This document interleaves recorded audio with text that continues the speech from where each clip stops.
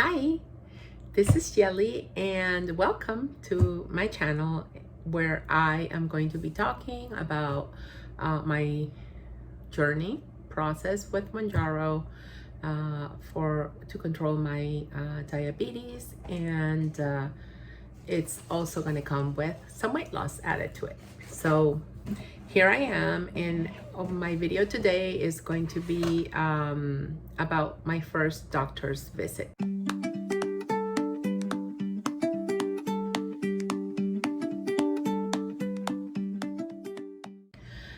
I am on day 10 of Mounjaro, and I went to my doctor's, and I also had an appointment with the diabetes educator and the nutritionist. So the biggest win for me is that my average sugar went down 30 points. So I don't mean that in the whole 10 days since, well, it's been 14 days with the CGM. So the first few days that I had the CGM, I was not doing Mounjaro. But those first days without Mounjaro, my, what is it called? My average blood sugar of the day was 156. And on day 10 of Mounjaro, which they saw my blood sugar, and it was 120 something, so 30 points less on average per day, which means it doesn't mean that each day it's been that, you know, it kind of fluctuated.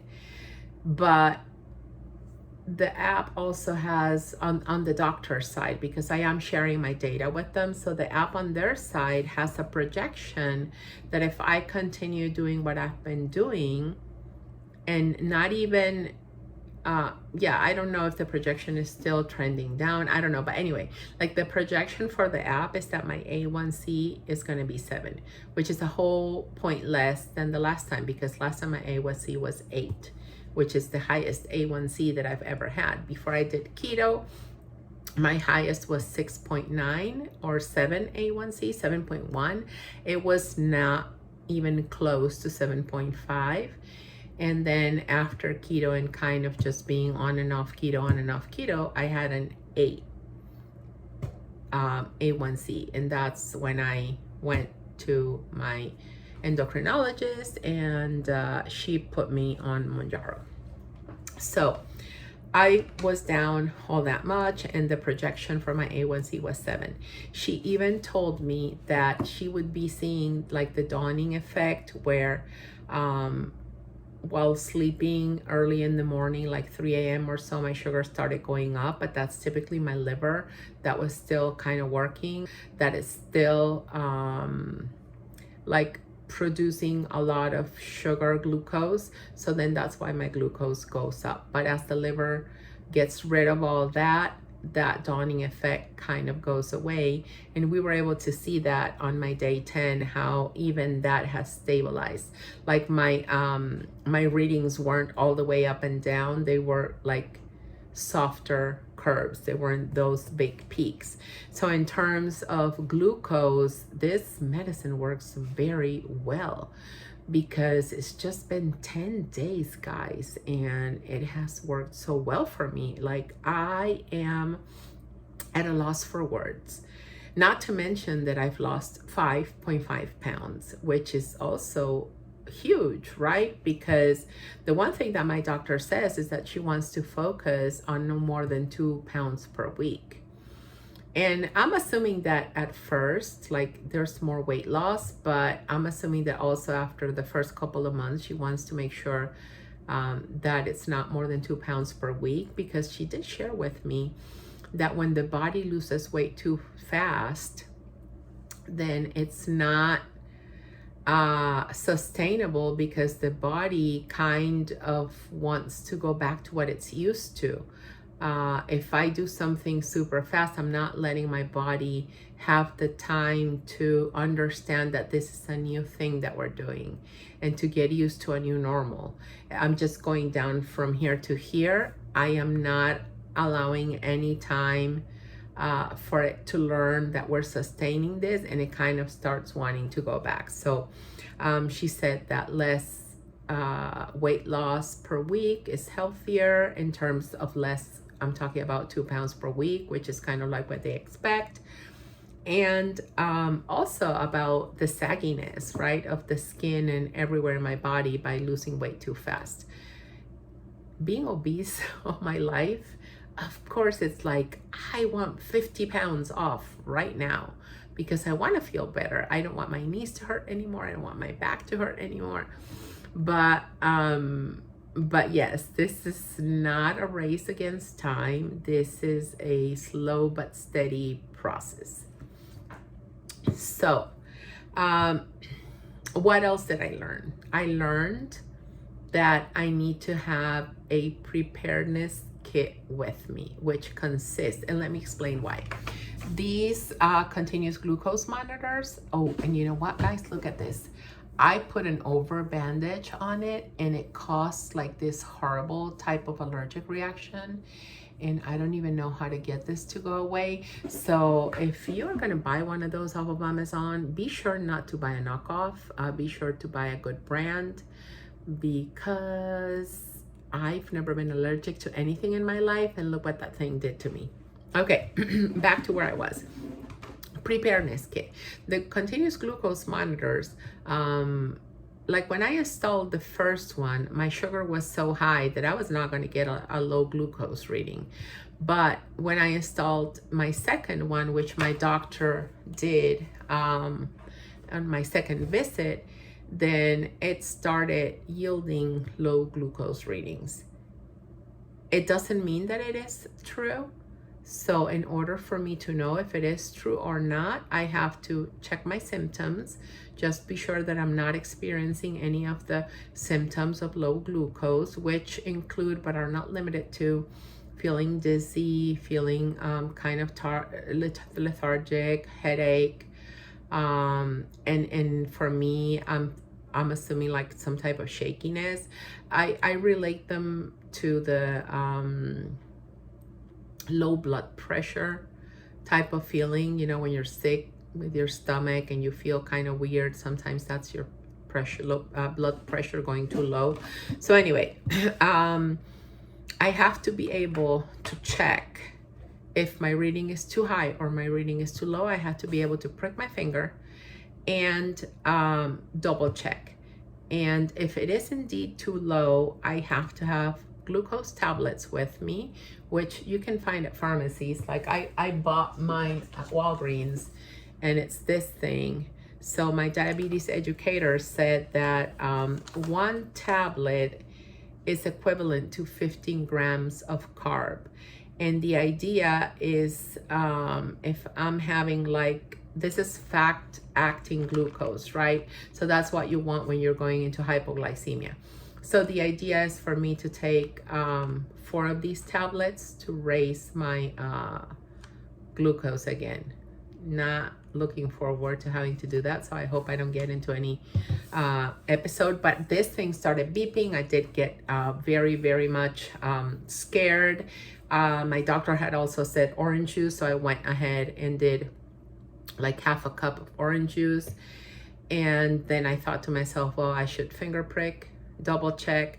So after that, and after this thing beeping for 2 or 3 times, I realized that it's good for me to carry that in my purse with me at all times, so that if this thing beeps, I can immediately finger prick, double check.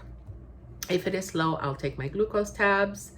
And of course, something I forgot, because sometimes you won't be able to wash your hands super fast, alcohol wipes. It seems like so so obvious, but it wasn't to me, so I didn't have them. But it beeped when I was in there with her, so she gave me one, and I was like, okay, mental note, buy some alcohol wipes. So that's what I did.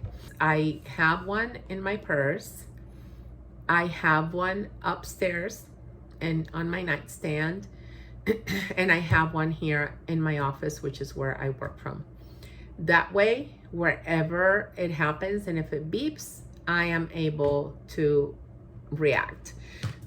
They did not have the small little tubes of glucose tablets at the Walgreens that I went to.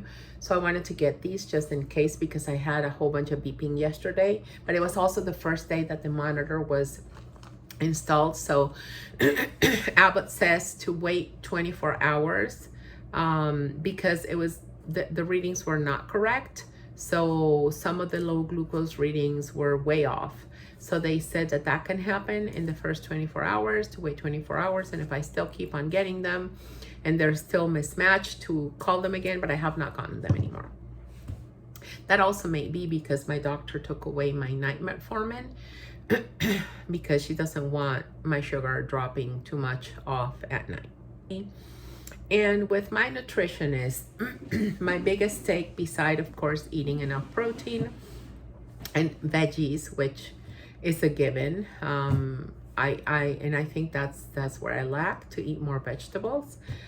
It's the fact that she said to kind of stay within a certain amount of carbohydrates, the grams of carbohydrates per meal. And this is what we're starting with. It doesn't mean that this is what it's going to be the whole time. She said that at first we're not going to start counting calories. We're just going to try to stay within a range of carbs per meal. I feel that this is something very personal, and I don't want you guys going on those grams of carbs and not having any results or having an issue because it's either too much or too little for you. So she gave me a range that I have to stay within per meal. And since with keto I got used to doing intermittent fasting, so I eat my last meal of the day, whether it's dinner or a snack after dinner, and I don't get hungry until 10, 10:30, 11 o'clock in the morning. So we're splitting that meal into 2 snacks, which still yields the amount of carbs that she wants me to eat per day. Also, she said that at first, if you kind of manage the carbs, the calories kind of go with it, but to also be conscious of not eating caloric dense foods just because they don't have any carbs, which is a whole mindset change for me. Kind of being on keto for 3 months very regularly and then on and off for a whole year. The fact that cheese and nuts, whether, I mean, they're very low in carb, but they're also very caloric dense, so it's not necessarily the type of snack that I want to eat if I want to lose weight. And in this case, losing weight is also helping sugar. So this is not an aesthetical thing, this is a medical thing, right? Weight loss for my diabetes. The medicine controls my diabetes. It helps weight loss, which also helps improve my blood sugar. So there. Before my doctor's visit 2 weeks ago, I had no idea that this was out there, and I heard Ozempic on the TV, and I heard that, you know, I saw the commercial, but it never occurred to me to ask about it because I thought that I was doing okay with what I was doing, which was really not the case. And just as a little review for those of you that haven't watched my video about like my research and the best things to do in terms of the medicine, to remember that my doctor said to take it for a few hours out of the fridge before injecting, just so that the sting would be less for the medicine going in, which worked. When I injected on my right thigh, I did feel a total difference, and I had left it out, not for just 30 minutes, but for a few hours. She also said to hydrate very well because these medicines work better when you're well hydrated, and that was something that was really surprising for me.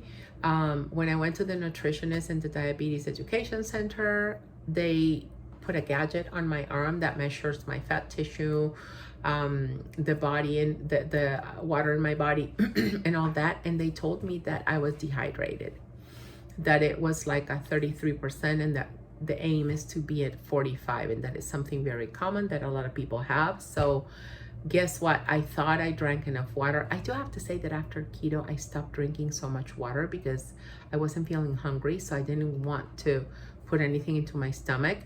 But I'm gonna start again to do something that I used to do, which really helped me a lot, and it was drinking one of these bottles of water first thing in the morning before anything else. So getting up and drinking this within a reasonable amount of time, like not allowing for the whole morning to pass, but you know, just kind of within 1 hour, 30 minutes to 1 hour.